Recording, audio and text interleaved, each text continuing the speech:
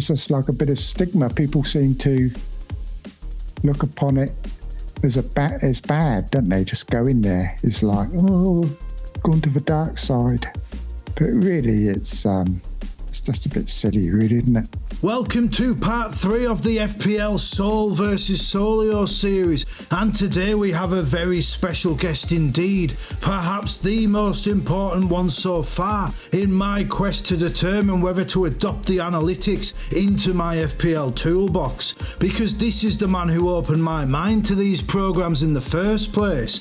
And when someone as good at the game as Nick Trigger gives you advice, only a fool would disregard it. This interview is a stunning insight into the evolving strategies of one of the greatest minds in the game, revealing what makes him the legendary player that he is, and how we can incorporate those lessons into our own FPL arsenals. It was a privilege to spend this time with Trig, and I hope you enjoy it. So today we welcome the legendary Nick Trigger to the channel, and Trig, he is the pivotal conversation to have in this Sol vs Solio series, because we've had FPL Fran, very pro projections. We've had the FPL D unit, as anti-analytics as it is possible to get. And those conversations were fascinating. They were illuminating, and they were both very persuasive, but they were also very polemic. Those two gentlemen, they believe in their approach wholeheartedly.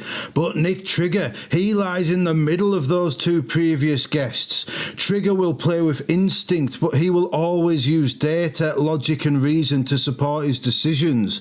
Trigger is equally as wedded to an FPL philosophy as my previous guests, but Trigger's philosophy is the one of making his FPL team the best it can be by whatever means necessary. He will use the analytics if an advantage can be gained. He will go with his gut if the data seems deranged. Trigger will use every weapon in his arsenal to fire his way to the top, and this man, he is a master strategist. When it comes to the long-term planning, seeing 5 moves ahead and identifying where to lose a battle to win the war, there are few in this world on the Nick Trigger level. He has 4 top 1k finishes. He came 35th in the entire world. He is the New Zealand senior chess champion, which demonstrates his unique insights and abilities into strategic maneuverings are both timely and timeless. Nick is also one of the most experienced FPL content creators around,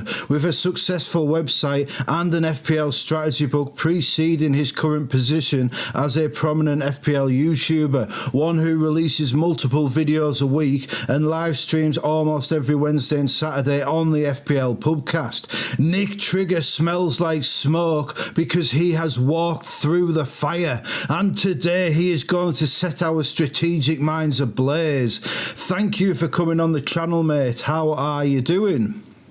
That's an incredible introduction there. Took a couple of attempts.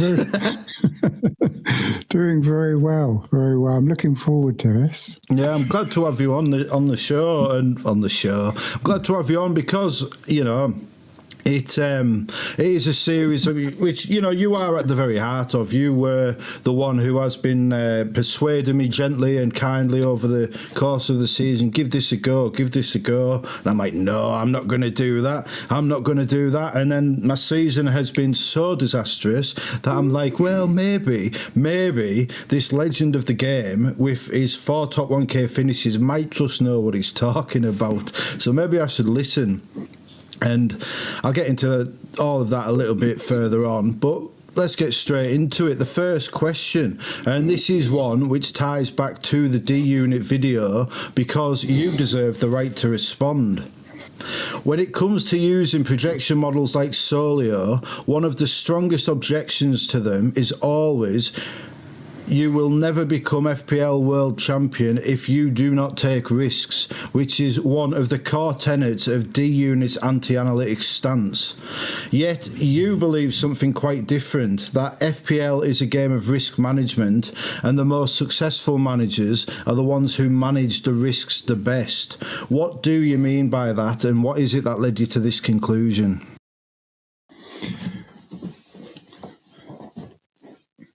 Well, basically, this is a game of luck at the heart of it, but it's also a game of skill. And I believe that the best way to play the game is to manage the luck as best you can and to actually minimize the luck.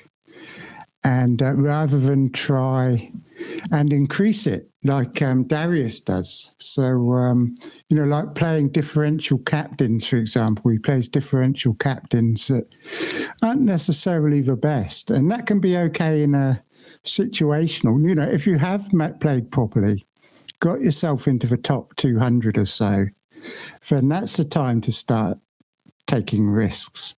But not at the start of the season. You just want to play as properly as you can. And I always equate it to backgammon, where after every move, there's a dice roll, and the dice can be good or bad. And whether you are good or not at backgammon depends on how well you are able to mitigate that risk and put your pieces on squares where you can suffer the least harm if you get a bad dice roll. And it's exactly the same in FPL.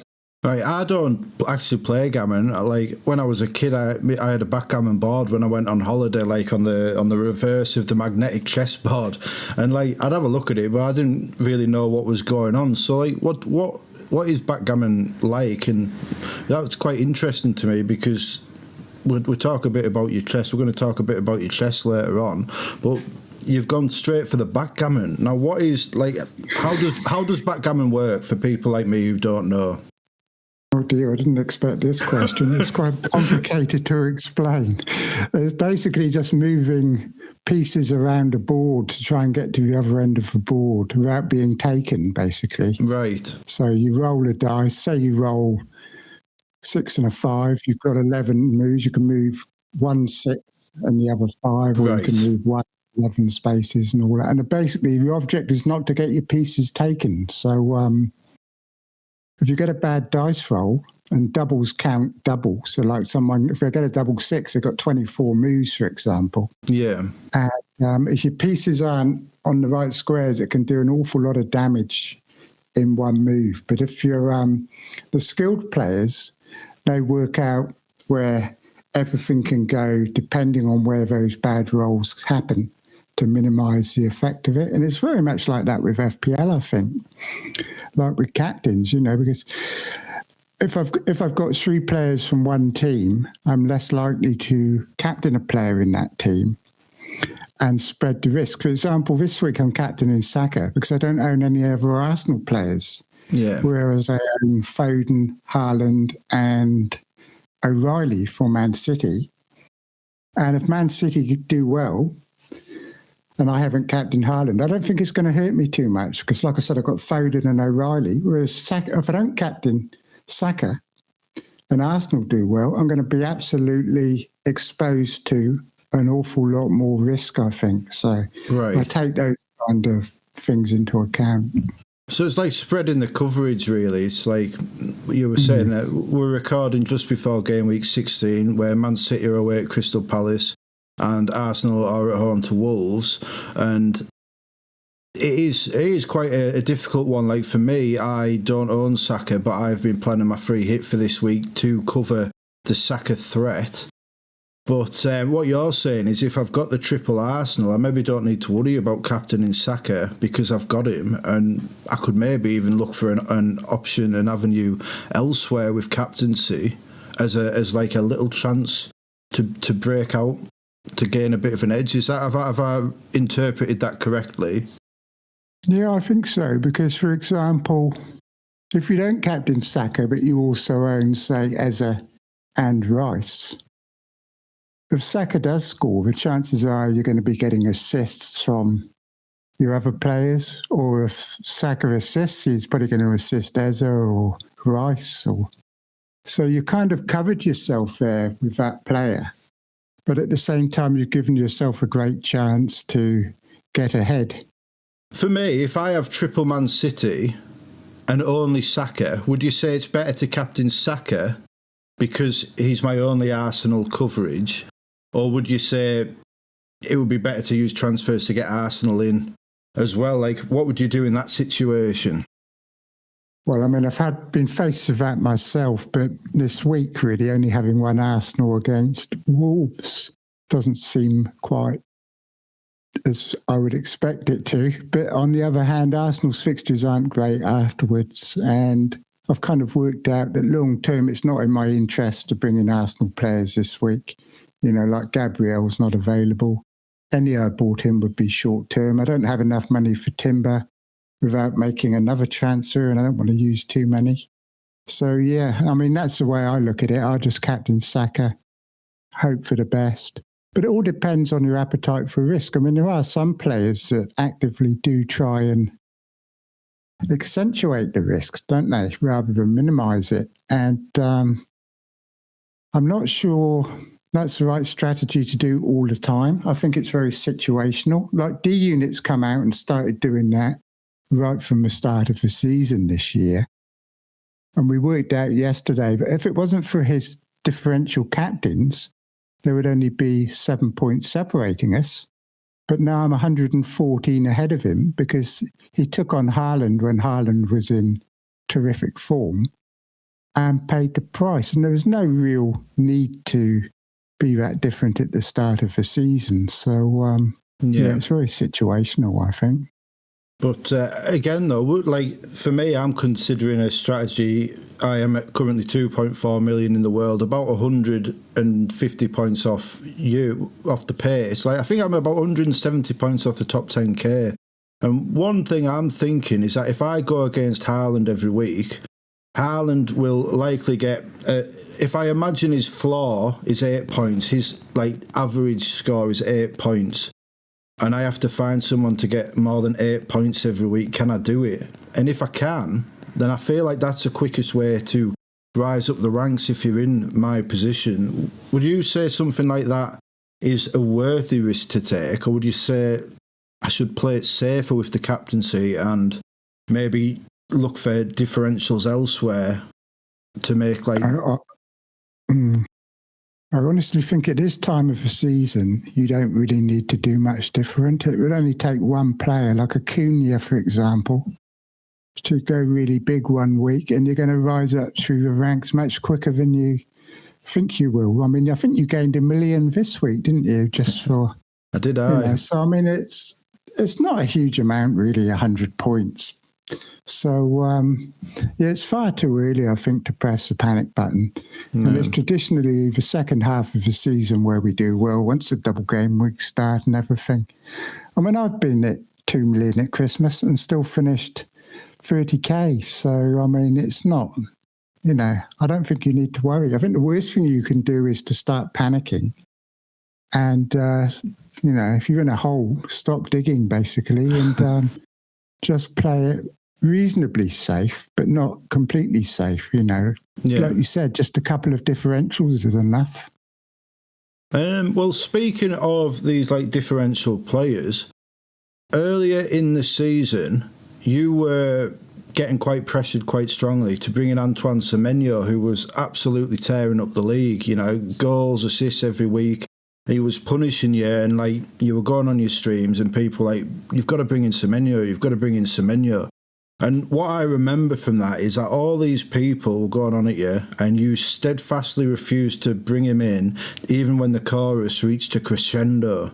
And then you were proven correct because Semenyo's points dropped considerably in subsequent game weeks.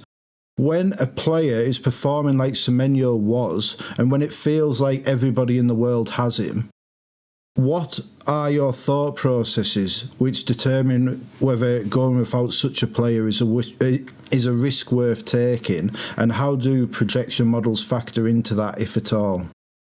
It was a very difficult time for me personally in FPL terms, because the pressure was immense to get Semenyo in.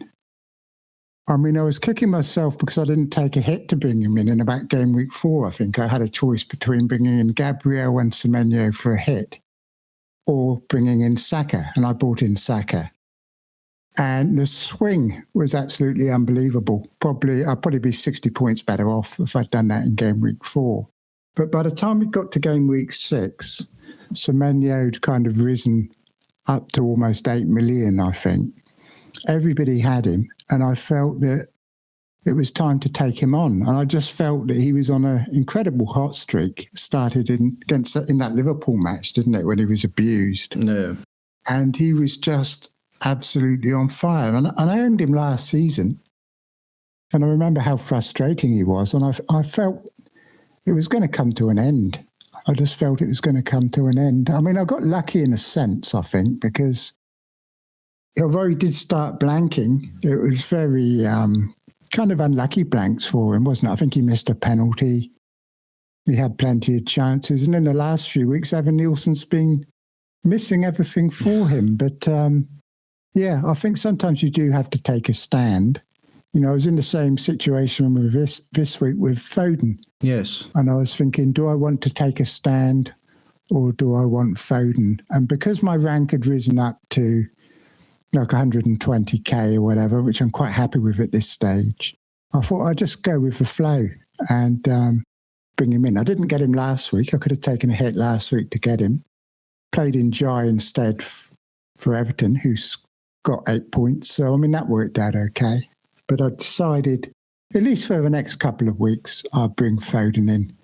But I will be looking to take him on as soon as I think that he's off his hot streaks. He's a bit like Semenyo in that respect. So yeah, he might go cold at any time. So do the projection models play any factor into like what influences you to make that decision to sign Foden in game week 16 but to ignore Semenyo in game week 6? Like, yeah, they kind of did. I mean, I'm very new at looking at these sort of things. I mean, I'll give you a brief history. I mean, you mentioned these top 4 1K finishes. They were all before algorithms came in, really. I mean, we didn't even talk about XG in those days. It was like shots in the box, shots on target, and all that sort of thing. So when the eye test was king, I was up there. You know, I was like number 2 on the Hall of Fame for a couple of years. But I stuck with the same approach because obviously it had been very successful. But over time, the acolytes, as you call them, the algorithm acolytes, started to rise up from nowhere. And, reviews started. There was a Norwegian guy on my Facebook group who started using an algorithm. I think he still does. I can't remember his name, Tor something. And I remember Fabio Borges follows his models, I think. Right. And Fabio Borges is world number 1 now. Yes, it was just on... I never did. It was just on... I just saw somebody on Twitter just yesterday. Is it FPL Projections or something? I don't know. I can't remember who does these, but they shared that Fabio Borges was still the FPL 5-year world number 1 or the all-time number 1 or something. And it is interesting. So sorry to interrupt your flow there. He started on my Facebook group and kind of grew up on my Facebook group. And he started using the models. A lot of them did, but I didn't because I'd been so successful with how I'd played. When you're in that situation, you kind of don't change. But yeah. I gradually, I went for a couple of seasons playing like Darius, where I would, I responded by taking hits and playing differential and trying to force it and calling everybody sheep like Darius does and complaining about everyone having the same team, you know. So I went through that phase for a couple of seasons. But I think it was like 2 years ago, I decided I had to do something about it. So I started using FPL Team, which I've only been using that a couple of years, where you can go forward and actually look at your team in future weeks, which you can't do on the FPL website, can you? So I started doing that. And then last year I started looking at what Review was doing and all of that type of thing, not following its suggestions, but looking at the projections and all of that sort of thing. And then this season, I was very excited to hear about Solio. So a new project. So I thought, right, now's the time to actually get on board, change my style a little bit and just see what happens, basically like an experiment, you know. Yeah. I think I was 37k last year without using anything. But that was my best finish for like 5 years. So I haven't been doing that well in recent times since everybody's been using Review and everything. So I've put a bit of faith in Solio. I don't follow what it tells me to do. But I do look at the projections. I love the projections. And I love playing around with all the team strengths and all that sort of thing. But it got off to a difficult start, I think it's fair to say. I mean, when I looked at the projections at the beginning of the season, I thought it looked a bit weird, to be honest. You know, the likes of Tielemans at the top and players that I've never considered proper FPL players, basically. But it's gradually kind of looking a lot more how I imagine things to be now. But in terms of Semenyo, it was never that high on Semenyo. Right. And I think that it did play a bit of influence on me, I think, in not getting Semenyo. I looked at the projections and I thought, well, do I really need to get him? You know, I can't remember who, but there were 3 or 4 other players that looked just as good, really, going forward. I mean, obviously people are influenced by the points that he was getting and all bringing him in. You know, people love to buy previous week's points. Yeah. But I kind of made a stand on that. And for a couple of weeks, it was a bit dodgy. You know, I know Praz, who's involved with Solio, he wildcarded in the same week as me because he was sick of not having Semenyo, I think. And he got Semenyo on his wild card, but I didn't. And he got him just as his points stopped. Yeah. But the temptation to get him was overwhelming. You know, it was very hard for me not to get him. And I was starting to wonder if I'd made a mistake, you know, listening to all these algorithms and everything. But the last, since then, it's actually worked out pretty well, you know. And I look at the projections on Solio and they make a lot more sense. I mean, there's still 1 or 2 I disagree with, but the good thing on Solio is you can adjust them all. You know, if you don't like Anderson of Fulham, you can move Fulham down in the defensive projections, and that also moves Anderson's points down. You know, so D-Unit kind of rubbishes the algorithm and says, oh, Solio's rubbish, you know, because it likes Anderson. But you can go on there and you can change everything. So even someone like Darius would find it a lot of fun, I think, on there to play around, because really his team's just as influenced as mine, because he uses XG a lot, doesn't he? Yes, he does. Goals.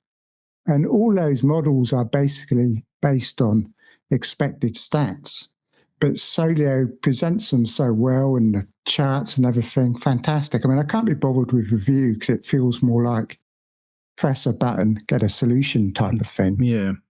But Solio's great. It feels, you know, it's more enjoyable to me than playing a computer game or something. Yeah. And I used to do a lot of technical analysis in the stock markets. I used to have all these programs like Metastock and everything. And I'd spend hours like messing around with all the technical indicators, you know, like the MACDs and the stochastics and all that sort of thing.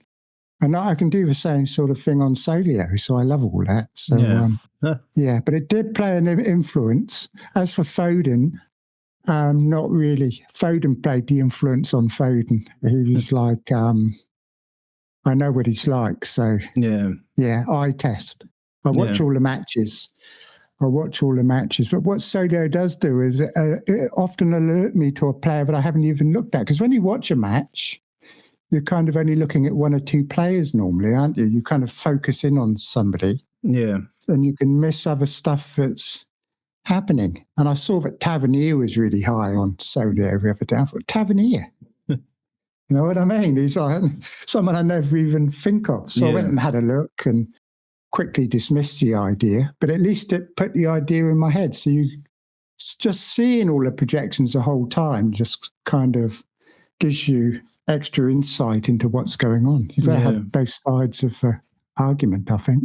Yeah, I think that is a very important point about Solio's adaptability. For me, is what is interesting to me, because like I think Darius can be quite steadfast in his opinions, and like, you know, it's like he once he gets an idea in his head, he erects a flagpole and it will not be moved. And I think Anderson is one of them. But at the same time, I know where he's coming from, because the models, because of Fulham being the 5th best defence based on expected goals conceded last season, and then the DEFCONs, they rate Anderson so highly. But in reality, it's a bit like Newcastle at the minute. In that we just can't see out a game. We'll be a goal up and then we'll concede later on. And it's that intangible that these projection models do struggle with, these sort of like the psychology of being a human almost. And when things are reduced to numbers, you can lose, like, it's suppose it's a bit like with expected goals. You could have somebody get an expected goal of 1 from one shot if it's like pretty much on the goal line, or you could have somebody take 20 0.05 shots and they'd still get the expected goal of 1, but it's the context behind it all. And that's what I like about Solio. If you think the context has changed, you can change the projections accordingly. And that is, when I'm considering using these models, that kind of adaptability, that personalization prospect is what appeals to me.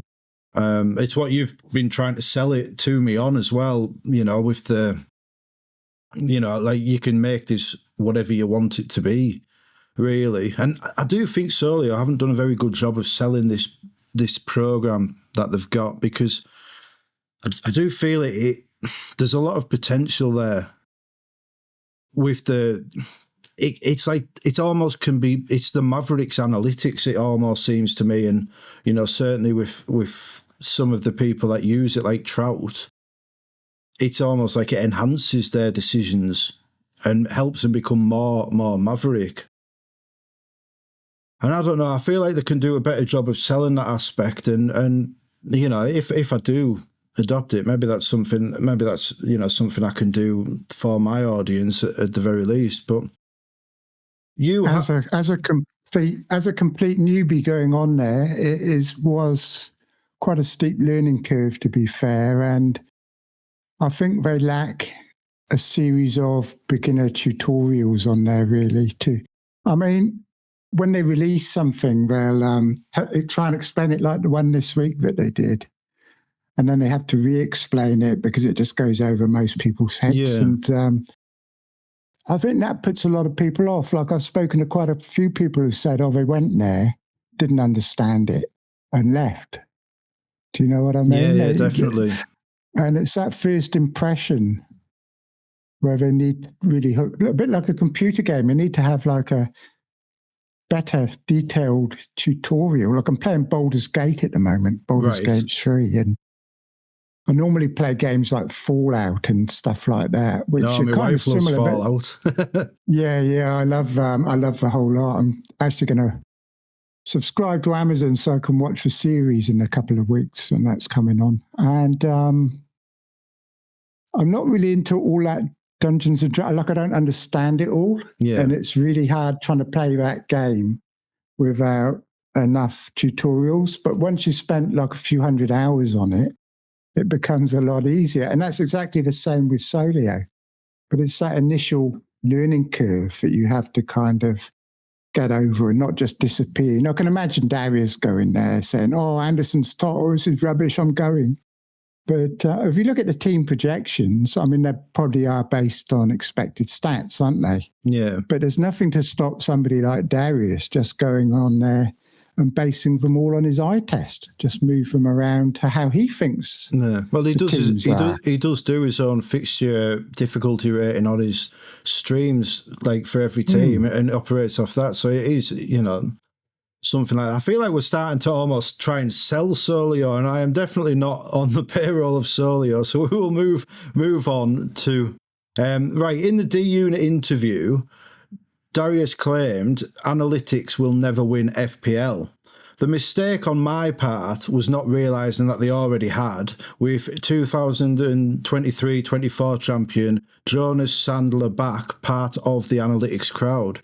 And this is something Fran alluded to in his interview, but I thought he was talking about that lad, if you remember, the one that won it without watching any games, just based on the data. That's who I thought he was on about. I didn't realise 2 years ago Jonas won the game using the analytics, and I wish I'd realised that, because I would have loved to put that to D-Unit. You say analytics won't win, but they already have.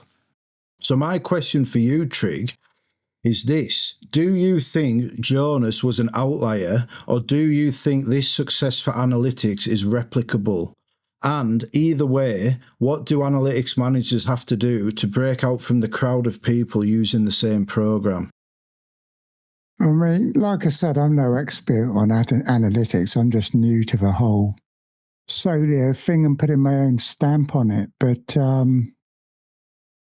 yeah, I mean, you've got to think there'd be a lot less people using analytics than aren't using analytics. So the fact that one of them's won it already shows that it's a pretty powerful approach. And Fabio Borges, who is the world number one, I mean, he hasn't, to my knowledge, I don't think he's come close to winning it, though. So that doesn't really help that argument too much. But there's nothing to stop him winning it. Yeah. You know, although he probably maybe uses them in. No, I can't really say he uses them too safely. That would be a bit unfair on him, I think. But yeah, I mean, he could win it, obviously, with the right bit of luck. You know, I mean, skill can only take you too far, can it? It can take you probably down to the top 0.2% or whatever, the top 2.2% or something like that. And then the rest is going to be down to luck, isn't it? Or even the top 1%, you know, you can pretty much, I think, you see these people in every season, they're in the top 100K, aren't they? Yeah. So taking it, that next step, which is obviously going to be largely down to luck. I mean, I think there are a couple of analytics people in the top 200 already, aren't they? I mean, I was listening to Black Box the other day and Luke said that someone must be odds on to win now because they're already in the top 200K. Yeah. And they're a very good manager. So up against people that are kind of just been very lucky. So it is possible, but obviously with 12 million players trying to take silly gambles to try and win it really isn't really worth it, in my opinion, because your chance of winning it is just, you know, I think it's better to pick a nice goal like top 1K and try and get there. So see what happens once you get there. So would you say that, just going off that, would you actually say the best way to win it is not to try and win it and just to try and play well?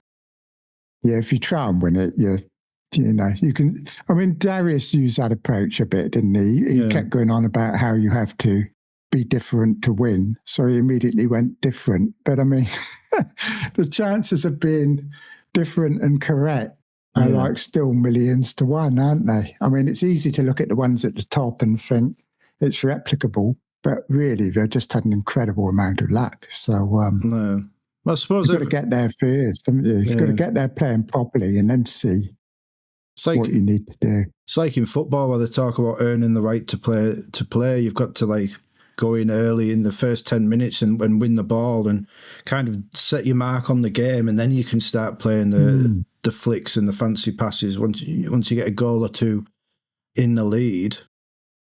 But I suppose, like, just thinking about, just doing the maths in my head, like every week there's 220 players starting a Premier League football match, and then there's another 100 players coming off the bench potentially, because there's 20 teams. And when you think of it like that, the chances of a potential 320 players who will feature in a Premier League weekend, the idea that you can guess which one is going to get the most points every week, it does seem a bit fanciful, like, doesn't it? You know? No. Exactly. I mean, these projections, I mean, there's not much between them, is there? So no. If somebody doesn't perform to the projections, it doesn't mean the projections are wrong, I think. It's just all about the timing, isn't it? And you've got to look at them over a lot longer time frame. I mean, you can't say Anderson's a failure because he got 1 point last week, for example, and Solio said he was going to get 4.5 points. And, Solio's no good. I mean, it's over the season, I think, they had Fernandes as being like the second top midfielder, I think, the whole season, between him and Saka, Palmer, Salah. And it's taken 15 weeks, but I mean, he's gone to the top now, hasn't he? I mean, people have been saying he's the best asset in the game, and it's kind of turned out that way already, hasn't it? And you can only see the gap from him at the top increasing, I think.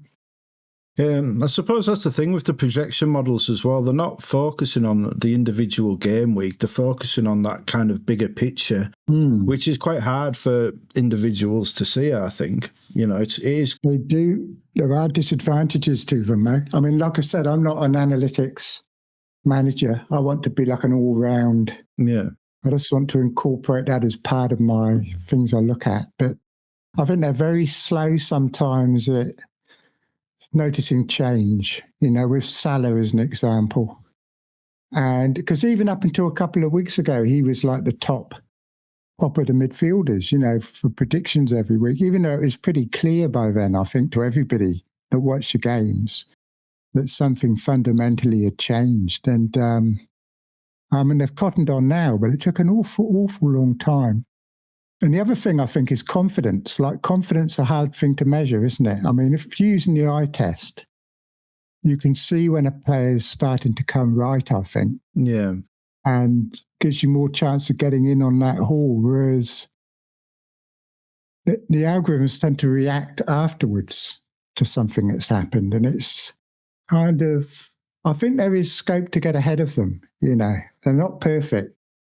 They're not perfect by any means. No. But they are quite good for team building. And like when you're trying to choose a defender, for example, it'll automatically kind of work out all the rotations, won't it, and which ones to bench each week and all that. So that's just very good, that kind of thing, for building a team. But on an individual basis, they are. I think Cunha, actually, I watched him, and he is quite high on the projections, actually, Cunha. But people are saying, oh, he's rubbish. He can't beat Foden in the next 6 weeks. Why is he ahead of Foden?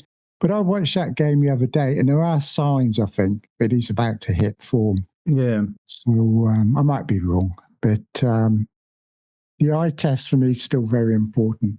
Well, like you mentioned Foden, like when I watched him play Newcastle, he didn't get anything. He didn't get any goals or assists. He placed a few shots quite high over the bar, but he was so involved and like he was getting so many opportunities to score points. And I made a video that week. I brought in Nico O'Reilly, but I said it's Foden who I really fear because he's looked so good against Newcastle. And once he gets that first one, he could just ignite. I suppose it may be a bit like that with Cunha as well. Because I've been a bit disappointed with Cunha. I thought when Man United signed him, I thought he's going to go there and he's going to be the main man, like almost like a Cantona-esque impact. I thought he'd have, and he's almost shrunk. Almost like the expectancies weighted him down, whereas Mbeumo has been a bit more, not spectacular, but he seems to have, maybe he's like kind of hidden in Cunha's shadow a little bit and emerged with a bit less of the pressure.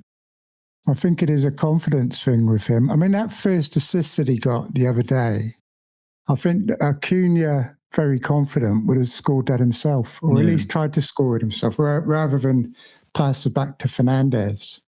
But the good thing, I think, with Cunha from last week, I mean, obviously it was Wolves, wasn't it? But he was getting so many chances, so involved. And yes, they weren't going in, but you kind of think once he clicks, there's going to be a lot of points there for him, I think. I don't think it's too far away, but we shall see. United are a bit of a tricky club, aren't they, at the moment? But at 3% owned, he's the sort of player that I'm happy to take a chance with, because if he doesn't do anything, it's not the end of the world. But if he does suddenly click, at that ownership, they're the sort of players that can really pull you up the ranks really quickly. You need a couple of those in your team. So would you use these models to kind of identify the sort of players who might be those low and differential explosions ahead of time? Like, would you, if you think, like, how do you approach it? Do you think, right, I'm in a good position, now I want to take a risk. Let's have a look at Solio and see who these outlier players are who I maybe haven't thought of. Or would you look at Solio and say, oh, Solio are quite high on this player, maybe I should take a risk now? Like, does that question make sense? Yeah. I mean, there's the likes of Szoboszlai, I guess it would be one, wouldn't he? Yeah. Who I don't think many people would have been thinking about. if it wasn't for the models. Because, whether he turns out to be good or not, we don't know. I mean, he did score the other day, didn't he? And on penalties. So he's very high up on the projections.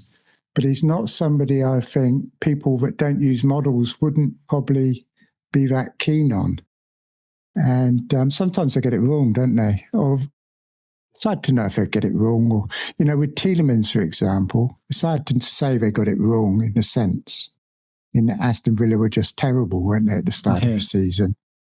And maybe he will come good. Maybe he'll get a goal this week and everyone will get free access to Solio for a week. It would be good, like. I do think they should just make it free for a week for people to experiment with. And it is quite a complex program from what I have seen of it. And, I'm someone that can handle complex programs, but it is a bit daunting when you see it, like when you share me videos or when I watch the Solio videos. It is like I do look at it and think, what the bloody hell's going on here? Like, you know what I mean? But once you've spent kind of hours on it, though, it becomes a lot more accessible. Yeah. And the complexity is good in one sense. That this means because it means there's a lot more you can do with it rather than like reviews easy. You just press the button. Tells someone who to buy, they go and buy them. And that's about it. A lot of people like that, I guess, don't they? But if you want something a lot more customizable, it's obviously going to be a bit more complex, isn't it? But in terms of differentials, there are a lot hidden away in there probably. It's just nice to have a projection list so you can just look down at all the players, because you just got the official website. I mean, it's rubbish, isn't it?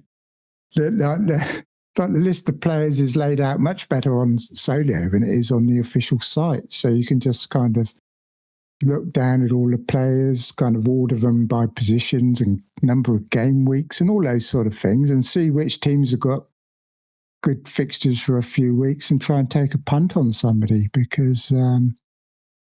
you've got as much chance as anything else. It's either that or watching games and not taking any notice of them. But really, you've got to do both, I think. No. I suppose in a way, certainly for the attacking players, on the website there's the ICT index, which like the creativity, influence and threat index, and that ranks all the players by order. And that is all based on what they've done that season. And, combined with their FDR. So in a way, the ICT index in itself is a very crude kind of projection model in the sense it does rank players based on how well they think they'll do, which is what these programs like FPL Review and Solio do themselves. So really, if you think about it, these analytics are already baked into the official website. And programs like Solio are just more complex. It's like you could watch a YouTube video on philosophy, or you could, go and read 10 books. I suppose that's probably not, that's, you know what I mean? Like you could watch a TikTok of, says Slavoj Žižek talking about, politics and the impact of, capitalism on Western society, or you could go and read a book and actually read in detail why he believes what he believes and how he sees it's going to go in the future. And I mean, for a lot of people, FPL is just a fun pastime, and the TikTok is fine. That's enough, I think. That's enough. I mean, you can just go and use Understat, or do you know what I mean? You don't need all those. For most people, all those stats are probably overkill, aren't they? Yeah. And you can just... I like the ICT index, but the problem is with it, it just accumulates points each week. So if a player misses a week, they get 0 for that week. Right. So, which is crazy. I mean, it should be done per match or per minute or whatever. So, I mean, other sites do have... I think Scout has it, full version, which is done properly, but the one it's not really done properly on the official site. But I did quite like that index. So I looked through them all and I was thinking that the influence was the best one that I was looking at. Yeah, I mean, that's all I used to do. Just look at the understat, few basic stats, shots in the box, shots on target, all those sort of things. And really, I think that is enough, but if you love tinkering around and everything, then going deep is great fun, So, yeah, but basically, though, I wouldn't enjoy FPL if I wasn't watching the football and looking for differentials that way and all that sort of thing. If it was just looking at a screen, I wouldn't be so invested in it, I think. No. And I think that's what Darius is worried about, isn't he? He thinks it's kind of, like you said, losing its soul by using Solio. But I don't think it is. It's just part of a toolbox, isn't it, basically? Yeah. That is what I think. It's like, I want to be the best FPL manager I can be. I want to, because I do. I want to. I start every season hoping to beat my personal best, and sometimes I do and sometimes I don't. And then 4 years ago I was top 10k, and I've not really not beaten that. So that is my next target. Probably not going to do it this season because I was quite risky at the start with the things like the Gordon captaincy going against Haaland and Salah, and and this goes back to what you were saying. Maybe one of those risks not paying off would have been fine, but because I increased my variance so much, I introduced the possibility of all of it going wrong and leaving me 9.8 million where I was and a big struggle ahead. Whereas if I had played it a bit safely, with the likes of Unjai, for example, Anderson maybe, that variance going wrong would have maybe left me 3 million rather than, best part of 10 million. So, no, I've kind of rambled my way into forgetting what we were talking about. I think, what was I going to say? I can't remember now. You've done it to me now. You've made me forget as well. But I was thinking, what you're saying about the fun part, people say to me, they said, I just want to have fun. I don't care about rank. Yeah. And then I think, well, there's nothing much fun about getting a red arrow. Do you know what I mean? That's it. You say, I just want to have fun. This is what they say on the Friday. I'm going to triple captain Gordon. I just want to have fun. Yeah. And then you see them on the Monday and they're all miserable because they've got 1 point. Yeah, this is and you think, well, I don't think you really have much fun at all, to be honest, because to me, the game's a lot more fun when you're doing well. And, rank does matter to me. I've got top 4 1K finishes. I think there's only 1 or 2 people in the world that have got more than that. And I really want to get that last one. Yeah. It's going to be very difficult because now it's the sheer number of people makes it harder. I mean, I think a top 1K back then was like the equivalent of a top 5K now.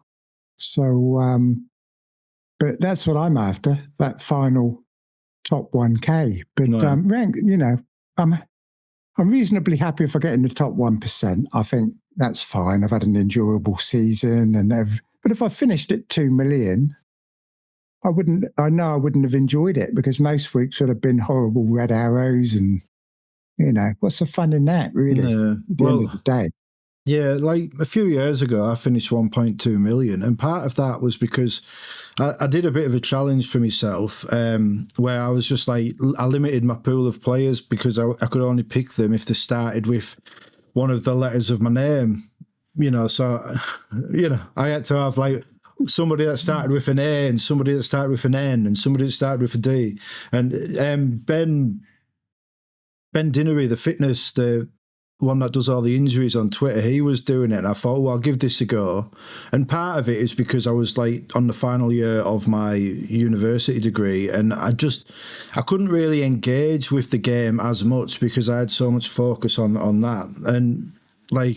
And it was fine, I had a bad season. I wasn't enjoying getting the red arrows all the time. I stopped the challenge, in pretty sharp order and just went back to playing normally. But I did have a bad rank, and it does rankle when I look back, and I think, like, you know, 3 of the last 4 years I've had, you know, very solid to very good finishes, and then there was that other year where I tried a challenge, and especially now I'm doing YouTube, I feel like people are going to look at that and think, what an idiot, you know. And the YouTube does influence it a bit as well, because you're putting yourself out there, and you don't want to. And I suppose that you don't want to look stupid. And I suppose that does tend itself towards these programs, because they limit that potential for looking stupid in some ways. You can't win on YouTube. I mean, I'm either getting criticised for having the same players as everyone else. If I pick a player that's different, it's like, what have you got him in? What are you doing? Why have you got him? Why haven't you got Semenyo? So you just can't win. No. You just can't win. You know, if you have a good rank, they start criticising you because their rank's not so good. If you've got a bad rank, they're like calling you an idiot. Yeah. So whatever you do, you just waste the time. I suppose the thing is, like, you're going to end up getting, if you're on YouTube or whatever, or even in real life with your mates, you're going to end up getting stick whatever you do. If you do very well, people will just accuse you of cheating, you know, of copying. So you might as well do it in a way where you enjoy yourself and have a good time. And the best way to do that in FPL is to get the points. But to take it back a few minutes, when you were talking about chess, I find chess quite interesting as a correlation with FPL, because you'll get someone like who looks only at the current game week, and they'll maybe make 1 or 2 game weeks ahead, and they'll be all about getting that queen in there and trying to take the opponent's queen and take the king as quickly as possible.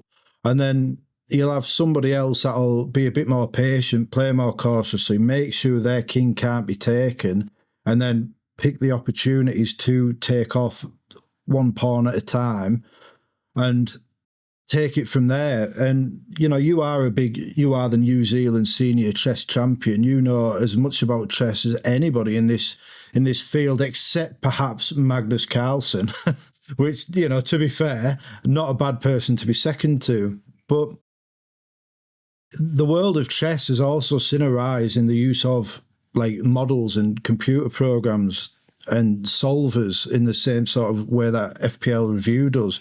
How do you think they compare the two, like chess and Fantasy Premier League? And how do you see this Fantasy Premier League going down the same route as chess, where you've told me a lot of the time it is a lot of the solvers that are doing the business?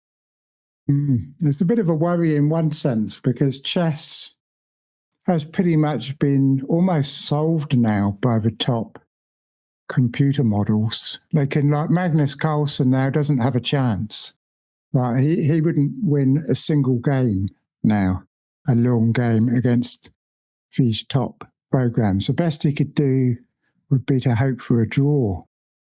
And we've got masses and masses of young kids now that are brought up almost like they're plugged into these things, you know, and they're learning at such an incredibly fast rate now, because I only had like one old man in the village to play once a week to try and improve, whereas now they're like playing like 12 hours a day against all these top engines. They've got grandmasters on YouTube telling them how to play. And so the standard has risen incredibly, but it's now become more of a memory test than anything else at the top level. And I think that's why Magnus Carlsen's thinking of giving up, because they've even invented a new game where they put the pieces on different squares at the start every time, just to cut down on all the theory, because people are like, first 30 moves of the game are just known and already been played before. Yeah. And it's kind of ruined the game in a sense. Like I used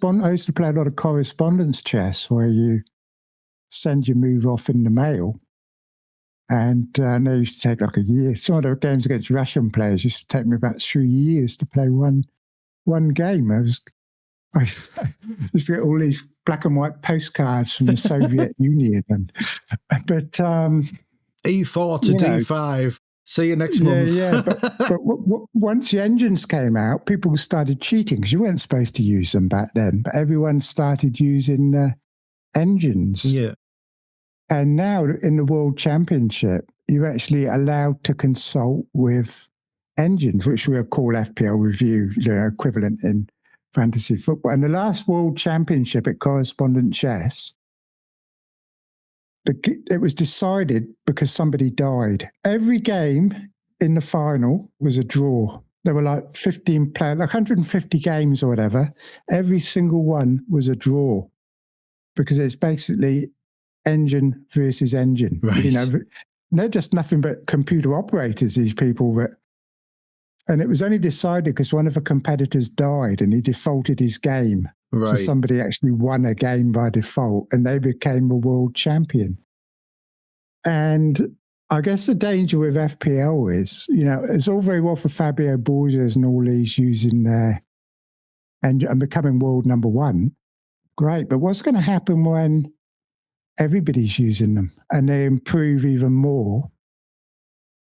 It's like Solio, there's only probably a few thousand people using it. But what happens when everyone's using it? Once everyone's using it, there's no edge anywhere or no edge to use review. Once the edge goes from having review, like all the content creators use review, then what? No. You know, because everybody's doing it. Then you're going to have to try and become anti-review to try and win. And then perhaps taking a risk will be better because no one else is going to be doing the same as you because they're all going to have the same team. And we're seeing this now, aren't we, with everybody having the same sort of team and everyone knows about playing optimally. You never used to hear any talk about playing optimally or anything like that.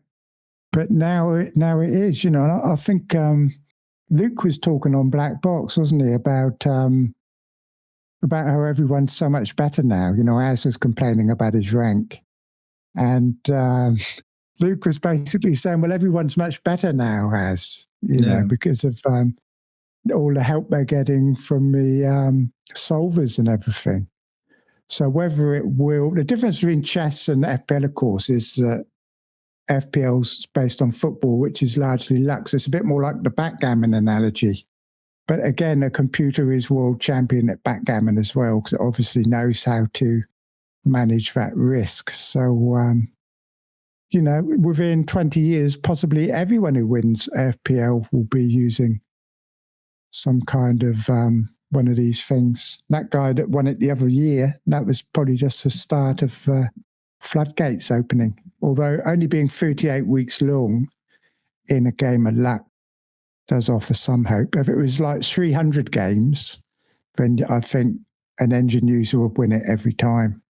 Yeah. But it's not enough time for the luck to even out, is it, 38 weeks? Yeah, and I suppose when we compare it to chess, what you were saying there about how they've started mixing up the pieces at the start of the game so that the solvers can't just solve the game immediately. I suppose that's a bit like the transfer market, because these projection models always seem to struggle in the first 8 or 10 game weeks to get going. And that is partly because everything's changed around. Like certainly this season, you had a lot of teams who were bringing in new attackers, and it took time for the projection models to adapt to that.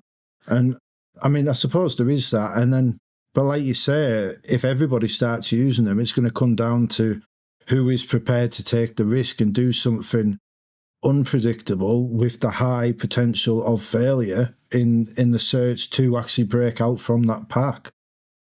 I mean, the good thing with Solio, I think, is everybody uses it differently, which is what, you know, you can move the sliders, can't you, wherever you want. Like you saw Trout's free hit team, and, you know, you can move the slider to 100% risk and it'll give you like triple Chelsea defence this week or something, won't it? But, so even though everyone's using them, if everyone's using them differently, I guess, then that kind of makes a bit of variety, at least, doesn't it? Yeah. And I guess every model's different, but yeah, it's kind of going that way. I think even the players now are all linked up, aren't they? So we're probably going to get even more stats coming through. You know, these solvers might actually start taking into account how many kilometres a player's running and their heartbeat and when they're tired and all these sort of things. And there's so many variables you can put in. I mean, baseball, I used to play a lot of fantasy baseball, and that's very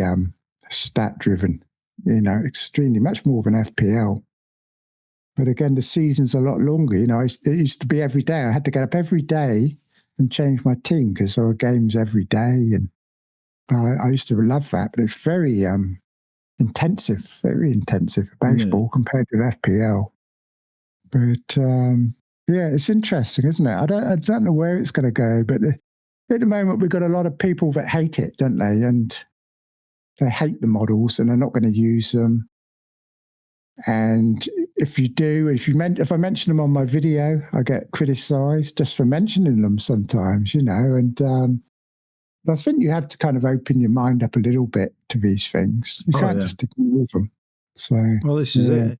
It is that thing. Like, if you want to be the best manager you can be, you have to open yourself up to all the tools at your disposal. I was saying to Fran, I think, or what have you. It's like, back in the day, footballers used to go for 10 pints after training. Now they don't even eat tomato sauce in the canteen, and they have sleep schedules and everything because they know more about what is needed to be the best.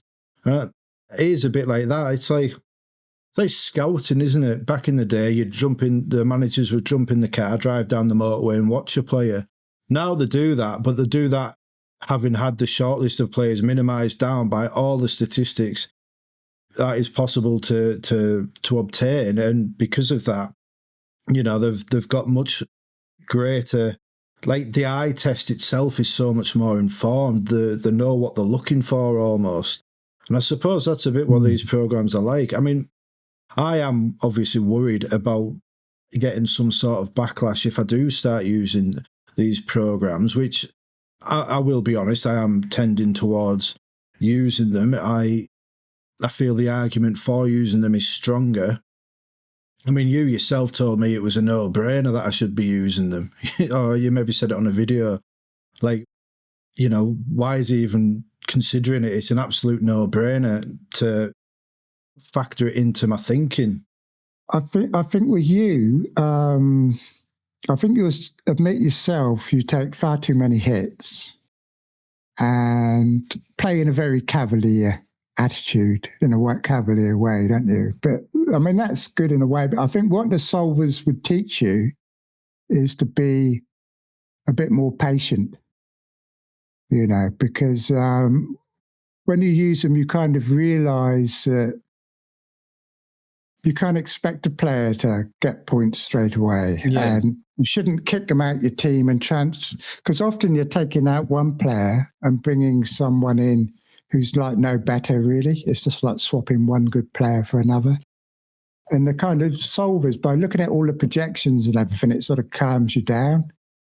And you can see that really just because someone has scored points isn't really quite as important as people think it is. It's more about who is going to score points than who has scored points. I suppose a lot of managers are just bringing players that have just scored, won't they? You see it in the transfers. When you look at the transfers that people make every week, it's always the highest scoring players from the previous week that are being bought in. Yeah. So, yeah, I mean, like, I suppose a good example when you talk about my kind of cavalier approach is that I have had 4 different goalkeepers in 15 game weeks. And it's just ridiculous. I know that's ridiculous. Like, fair enough, one was a wild card. Nick Pope got injured, but even so, I'm spending all these like transfers on my goalkeepers, and it's just poor strategy. And the worst thing was, it was because Nick Pope was keeping clean sheets and I wanted to get him in. It was an emotional decision.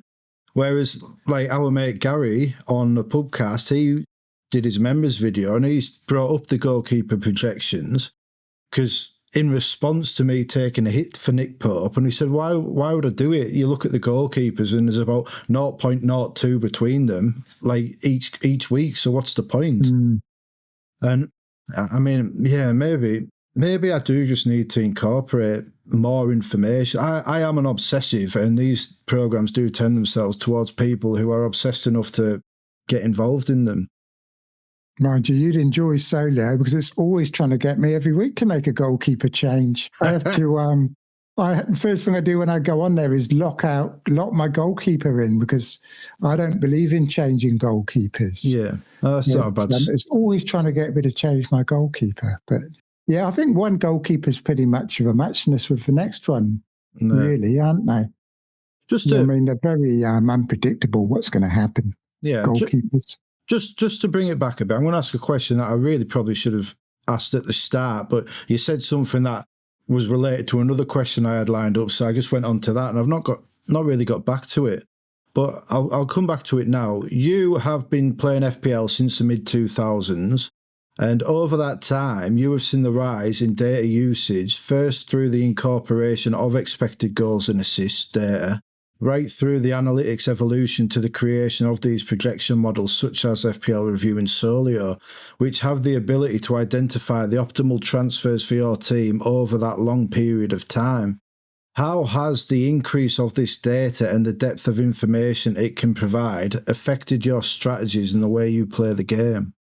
Yeah, well, it is kind of changing I'll tell you something that has changed in my play this season is early transfers. I haven't been making early transfers. And like Darius was saying on that stream you had with him the other day, that I've become too conservative because I've stopped taking early transfers. And the old Trig would have been taking hits and early transfers, and Solio's ruined him, and he's not making early transfers. Or taking hits. I mean, we're talking here about Darius, who got his 5 free transfers this week and is now taking a hit because he used all his 5 free transfers in 2 days, and then Munoz got injured. So he had to take a hit So I'm not too worried that Darius thinks I should be taking more hits. I mean, it's not surprising. But the reason I'm not taking so many hits isn't because of Solio, it's because the new rules in the game have meant that it's so much easier now to find a cheap alternative to everything. And the player base has widened. Like, for example, if you've got 4 million less than other people, you can just change Saka to Rice or somebody like that. And the chances are they're no worse. They are no worse. And I think there's always an alternative now. More expensive doesn't necessarily mean better. And I think that's truer this season than any season. And with Salah out especially, I don't think money is that important. And using the projection models actually has also kind of shown me, I think, how little things change, like the Solio models linked up to the bookmakers and everything. Yeah. And like, for example, Fofana's fit today. So suddenly Chelsea's chances of keeping a clean sheet go up. And it's immediately put down in the stats. So you can actually see the projections changing in real time almost. I think it changes every 15 minutes. So it kind of makes you realise that waiting on a transfer can make a difference to what you do. Because like this week, I'm pretty up in the air about defensive transfer. I don't know which defender to bring in. None of them are really appealing, on eye test or anything else. Yeah. I'm looking at O'Reilly, but then you think Fofana's fit. So maybe Chalobah comes into the equation. So I have to kind of look at all that. And having the extra time to think about it, I think is more important, especially this season, than kind of going early. And I think the previous season, like I said, all my best ranks were a long time ago. And then it was very tight, the finances. So to be good then, you had to go early. You had to take hits. You had to kind of keep your team current because money was very important in those days. And I've kind of kept that in my head, but really it isn't anymore. No. They've become far more generous in their budget to cater to more casual managers, I think. So the game in that sense is a lot easier money-wise. Yeah. So going early isn't important. And you can see in the models how the data's changing day by day, as the money comes in from the bookmakers and all those sort of things, changing the odds. So it kind of makes sense to wait, when we get late injuries, don't we, like the Munoz thing? I mean, who'd use 5 free transfers before even Tuesday? Well, you know, like a kid in a sweet shop. Well, and it's the funny thing is, like, you've already had an influence, because I've thought to myself, like, Darius, we talk to him every day, and he's a very charismatic man, and he's very powerful when he speaks and the way he talks about things, and it does get in your head. And part of me wonders if the reason I've been so bad is because I've let him get into my head and be like, take more risks. Whereas I should be listening to you, who is the best of all of us at this game. Why am I listening to Darius rather than you? I don't know. But recently I actually have been. And the miracle is that I've gone from taking, 28 points of hits in 4 game weeks, all these goalkeeper transfers.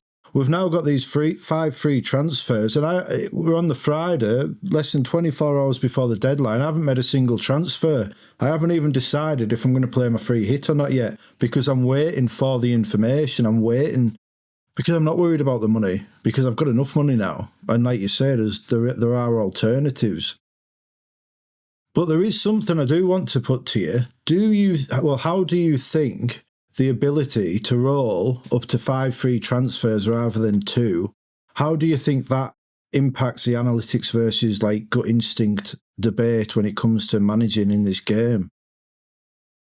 I think it's fantastic, the ability to roll, because they're using it in other games, don't they? And often you'd struggle to find something to use your transfer with after a couple of weeks, but it just adds another layer of strategy, doesn't it? If you want to be patient and build up 4 or 5 transfers, it just adds such another layer to the game.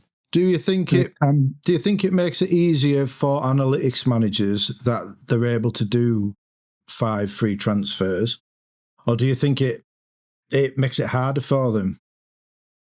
It does. I mean, when I look at people that have saved 5 transfers, I'm not talking about now when we got the free ones, but normally it has tended to be the kind of algorithm managers that have been the ones that have saved their transfers.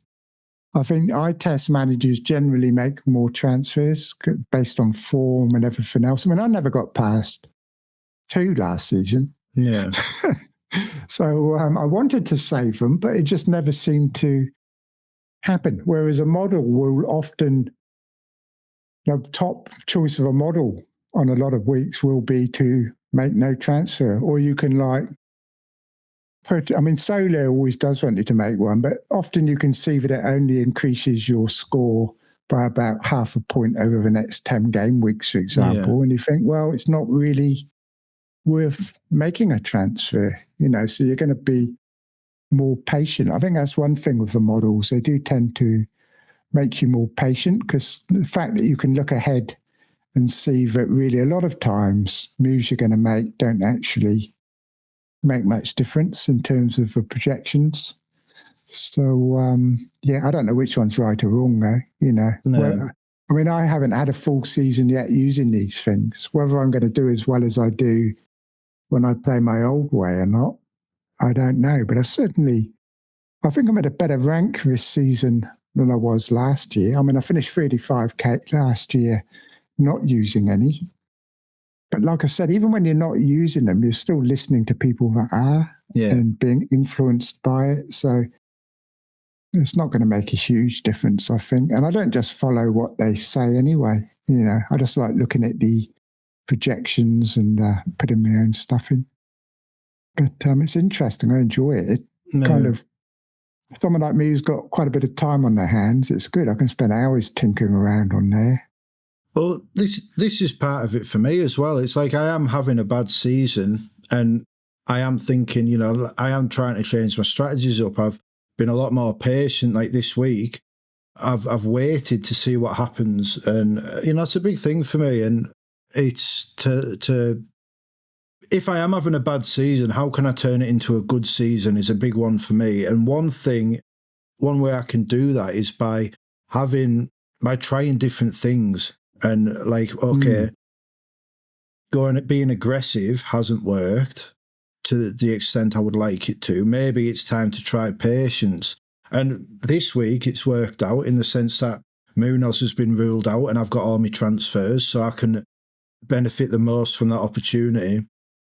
But then at the same time, like all those hits that I took, a lot of them were for players that have now risen by, £500,000, £1 million in price. So I have gained from that. And while I've lost a few points, it has afforded me the patience this week because I don't need to stress about, if I don't get Phil Foden in now, he's going to be too much for me because I can sell him and be in profit by quite a large margin.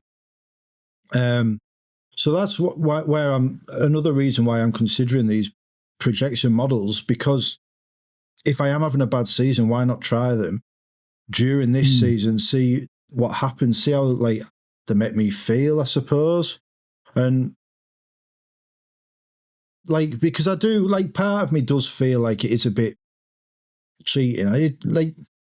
But no, I don't know if I do anymore. This is what these conversations, this is why I'm having these conversations, because my instinctive thing is I should have to do this all by myself. It should be me versus the world. But then part of what makes me is not what lens, but what research I'm willing to make. At what point is it, there'll be some people that say even looking at expected goal stats is morally incorrect because, why can't you just judge by goals and assists?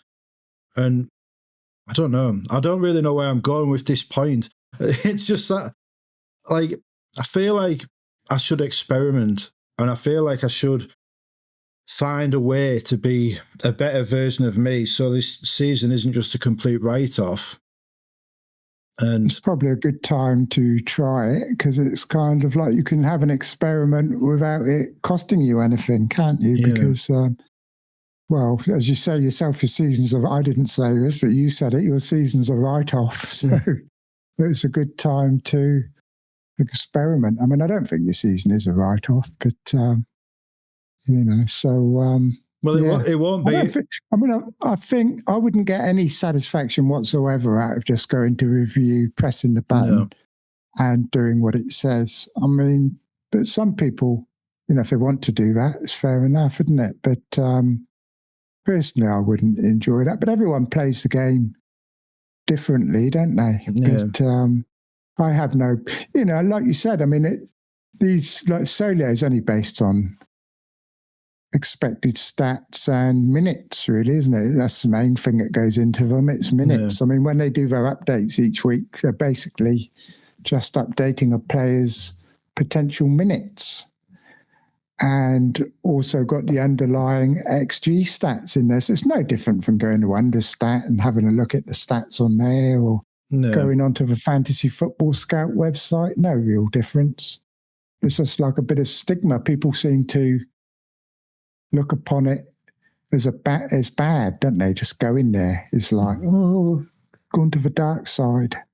But really, it's just a bit silly, really, isn't it? Do you think it's inevitable that to become a great manager at this game, you're going to need to have at least some awareness of these programs and use them? I think so, because I was a great manager. I was. You still are. I mean, I've probably got the best 5-year record in the history of the game. I don't think anyone's got a 5-year consecutive streak. And for if you don't know, and they never will. No, they never will. If you don't know, Nick Trigger hit the top 1K 4 times in 5 years, and in the outlier year, he was like 1,700 in the world, which is an absolutely incredible run. And it maybe is a bit overlooked in the field in the modern era because of, the younger crowd. YouTube is targeted towards younger people. But if you want to know the game, you want to be watching Nick Trigger's videos on a weekly basis, sometimes daily basis. Really good analysis. They're one of my go-tos. They would say there were only 100 people playing back then, but there were over 1 million. There were 1 million, 2 million playing back then. And it was very competitive, So, but the fact is, I'm not a great manager now because there are people a lot better than I am now. And those people are people that have been using for models. No. I kept playing. Copying people that use the models. That's the other thing. I mean, there were people finishing 5K last year that all they did was copy FPL Harry's team. No. And so it makes it a lot more difficult, doesn't it, I guess? But, you could say my play style didn't adapt enough. But when you've done something so successfully, you aren't going to adapt most of the time. You're going to kind of stick to what got you where you were. And it's only like after 3 or 4 more seasons, you start thinking, well, maybe it's not luck that I haven't had a top 1K since. Maybe it's because I'm not using morals. I'm not using the same, everyone else has moved on. But so I thought it was time I actually, because just using FPL Team last season had a big influence. I can't believe I hadn't been using it before. Yeah. I hadn't even been looking ahead with something visual. It was all in my brain. I was like, I'll get him. He's got good fixtures and about the extent of it. I love it. I love FPL Team. I do use it.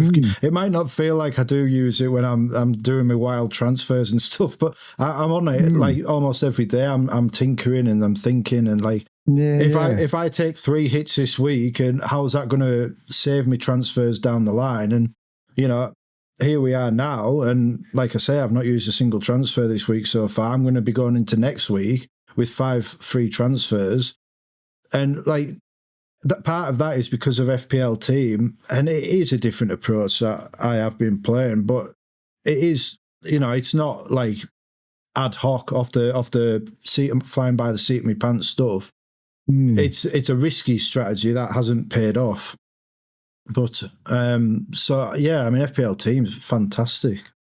But it's like the Solio for the grass manager, isn't it? Really, you could sort of.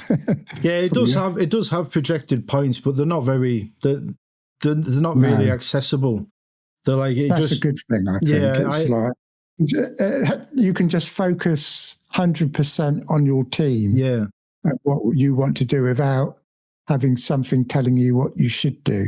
Yeah, do you know what I mean? Oh yeah, definitely. That's why I like it, because I didn't feel it was cheating to use it, whereas I did feel these other ones were. Darius gets in your head, but at the same time, Solio could get in your head as well, couldn't it? Whereas FPL Team, there's nothing getting in your head. It's just you and your team. And that's what I like about that one. And that helped me last season. But I realised, I thought this season with Solio starting was a good time for me to actually try a different approach. Like I haven't taken a hit all season. Normally by this stage, I've taken 5 or 6 and I've got a team value of 104, 105 million. This season, I've taken no hits. My team value is absolute rubbish. But my rank's doing okay. Yeah, kicking my ass. So basically, this is kind of like a transit. I just want to see where it takes me, basically, this season. So like you, I'm experimenting from the actual beginning of the season rather than starting halfway. So it's going to be interesting. It got off to a rough start, but it didn't actually, because funnily enough, the player that did me the best was João Pedro, because I support Chelsea. So I started with João Pedro. Analytics hated him. But it turns out they were probably right, weren't they? Yeah. Let's be honest. He's been absolutely crap. But I got lucky because he started on fire. And I kind of thought he might because of the Club World Cup. They came off that high of the Club World Cup. So he got me up real quick in the rankings. Everybody else had Aston Villa players and that, didn't they? Who did absolutely nothing. Yeah. But turned out they were correct about him, didn't it? Because they never liked João Pedro. Solio never liked João Pedro. And now he's been atrocious, hasn't he? He'll probably go and score today. Well, I hope he does. But yeah. Well, I've got 2 more questions, and I'm going to invert them. Like I'm going to ask you the last one first, because I am very respectful of your time and I am appreciative of the time, and we have been going a while. So This question actually ties into that a bit. The way you eventually managed to open my mind to projection models was sending me a video of Trout from Solio, who was discussing his wildcard, and you said it was must-see for me because the way Trout uses the projection models is far removed from the way the vast majority of people do. Just watch this 15 minutes, you said. Praz is on the video too, so you know it's worth watching. And so, lured in by the promise of Praz, I watched that 15 minutes and I was blown away. I was talking to you about it for about an hour afterwards.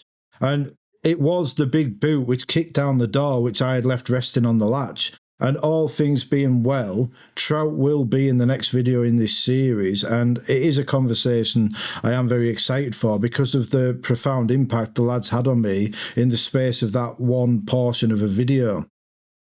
And as it stands, the likelihood is that I will give Solio a chance because I hold you in the highest esteem and you advocate for it, and because of how Trout seems to use it to enhance his Maverick side rather than stifle it. It's almost like it makes him more of who he is and brings out, like, it enhances the best aspects of who he wants to be. As someone who uses projection models but is not beholden to them, how do you stop yourself from following the projections blindly? And how could I use them to enhance the aspects of my style which I hold dear? Well, they've got risk sliders on there, so you can change your risk. You can change everything, basically. You know, I mean, you're a Newcastle supporter, so you can bump up Newcastle's attack and defence a little bit, so it's going to suggest more Newcastle players to you. You can change each individual player. You know, you probably know Newcastle players better than most people, so you can form your own opinion on them. Like I said, the risk sliders make a big difference. You know, they might advocate that you get 3 Newcastle defenders or something like that. Basically, just playing around will give you ideas. Yeah. You know, it's going to give you ideas about what you can do to make Maverick moves. And it'll still be recommending good players, but putting them in kind of formations and that you might not have even considered. You know, I mean, obviously they're risky, and that's why the risk slider's up. So risk goes both ways. But if you want to be Maverick, then it's perfect for that to just let you see what's possible, and it will kind of give you those ideas that you can implement yourself. And I never have the urge to just press a button and do what it says. I think it wanted me to bring Chow in last week or the week before. And so what I did, I went off. I thought, oh, Chow, that's interesting, because I hadn't even looked at him. So I went off and looked on Googled him up, and then went and looked at all his stats throughout his history and all this. I saw that I think he scored more goals in that game than he scored in his entire career. And I just looked at it. I thought, no, I don't really fancy him. You know what I mean? So I didn't go with him. I just went with a player who I was going to get anyway. I do, like, that's what I generally do. Like this week, I'm thinking I want O'Reilly. I mean, I watched the Champions League midweek. He scored in that. He's been very attacking. So I thought I want O'Reilly. So when I went and look on Solio, he's top there as well, just about. I think Collins is top this week. He was trying to get me to get Collins in. But I'm thinking Collins is on 4 yellows. Yeah. And I don't trust the Brentford defence that much. I mean, he might do well this week, but I don't want him long term. Whereas I thought O'Reilly with Aït-Nouri going to AFCON made a lot of sense. He was high up in the Solio ranking, so I kind of used that as confirmation. If he'd been really low in the Solio rankings, I would have been like, oh, hang on a minute, maybe he's more of a minute's risk than I'm thinking he is. But the fact that they like him as well kind of gives added weight to it. So, you know, like I said, it's just a helpful kind of guide. And it would, for you and your Maverick style, just by using it, would not turn you into a boring sort of analytic, press a button, pick this player person. Yeah. You know, it might even make you more, give you the confidence to take more captain hits, you want to go against Haaland. Well, I think Solio will encourage you to do that because often Haaland isn't the top one, and it's all based on logics, whereas we're not, are we? We're very emotional people. Yes, very much. We get scared, we're like, I can't go against Haaland, look at his ownership. But Solio doesn't care about that. Solio only cares about which player's projected to get the most points. So do you think it's that more likely to encourage you to go elsewhere? So you think it'll help me in that sort of aspect of, because I do often see FPL as kind of like a boxing match where it's me versus the rest of the world. And I do look at expected ownership and stuff and think, right, everyone's gone Haaland, I'm going to try and take him on. Like, I'm thinking that this week, I'm thinking of that as an actual strategy for every game week to try and get back up the ranks. And what you're saying is that using this program will help me do that because it'll identify the best way to enact this risky strategy.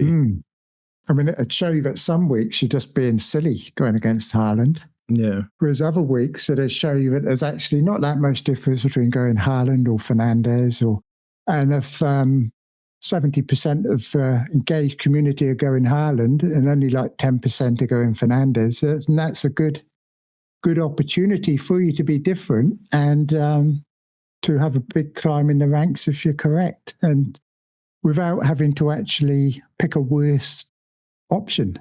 That's if you trust the projections, of course. Some people don't trust projections, or you might be very anti, I mean, like Darius with Cunha, for example. I mean, he does support Man United and doesn't like Cunha's prospects, so maybe he knows more than the Solio does. I don't know. Well, you say that. All I hear from Darius is him slagging off Diego Dallo, and Dallo seems to get points every time I watch them. So, Yeah, I asked him about Dallo the other day because I thought the same thing, and he put me off Dallo, but his minutes haven't been that fantastic, but he's been getting points when he's played, hasn't he?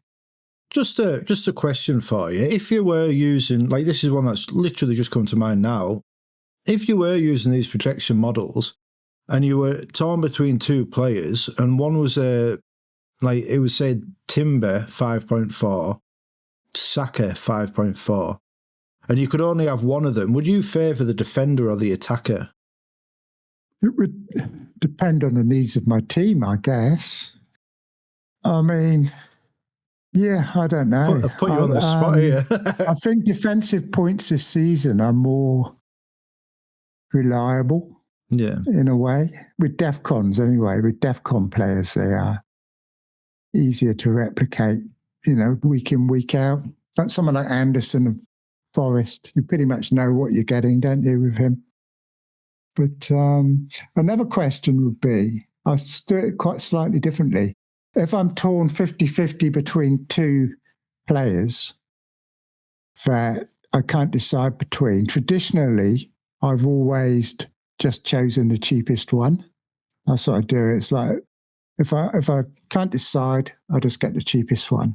But now what I might do is I might go on Solio and see which one's projected to get the most points and go with that one. Yeah. If I can't decide, I'd let Solio decide, possibly, rather than just go, I don't know, one or the other, So that could be like a tiebreaker in that sort of situation, I guess. That would be good for someone like me, or for, like, I suppose, when I'm factoring up, like, I know for my team it would be better if I sold Voltemada, but he's Newcastle striker, and it's hard for me to wrap my head around the fact that it feels like I'm backing my team not to do well in doing that. But if I use these models, it kind of takes a bit of that emotion out of it, I suppose. And that actually leads me on to the last question, which I'm going to jump in with now. And a big thing for me in this game is emotion management. I get very invested in my team and my performance, and I do find it hard at times, and I'm always open about that, both when it comes to making choices, but also with dealing with the outcomes as well. And you've mentioned a few times through the show that we saw on the Black Box, we saw Az speak quite openly about how he is struggling this season. And Luke spoke highly of these projection models as a means of emotion management, kind of like divorcing yourself from the outcome in a way. From your experience of these programs, do you feel they can assist? How do you feel they can assist with dealing with bad game weeks? And also, how do you manage the emotional roller coaster that is FPL yourself? Like I said, I found it very difficult when I didn't have Semenyo. And it was during all international breaks as well. And like 3 red arrows in a row that spanned about a month and a half. And it was very, very, very tough mentally. But I think the models, I mean, they've got that little graph they have at the bottom that shows your percentage chance of what score you're going to get. You know, it's normally around 60. Right. But that kind of shows you that there is like a 20% chance you might get under 40 or whatever. And I think they kind of help you realise that the variance that is in the game, and that just because when you do get a bad score, it's not necessarily unexpected, you know, because like I said, 20% of the time you might get one of these scores.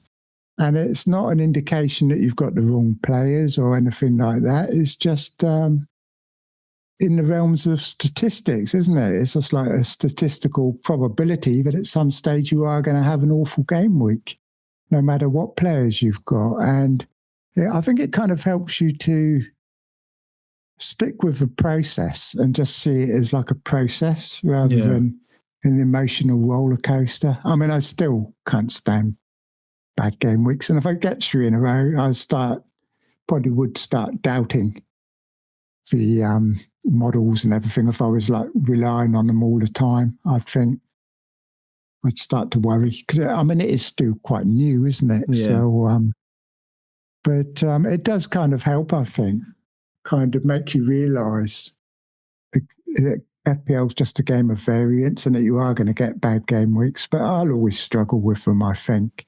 But that Semenyo thing was hard because I'd actually kept hovering over the button to get him in that game week 4 with a get him and Gabriel in, and then 50-50 choice between getting him or Saka. Yeah.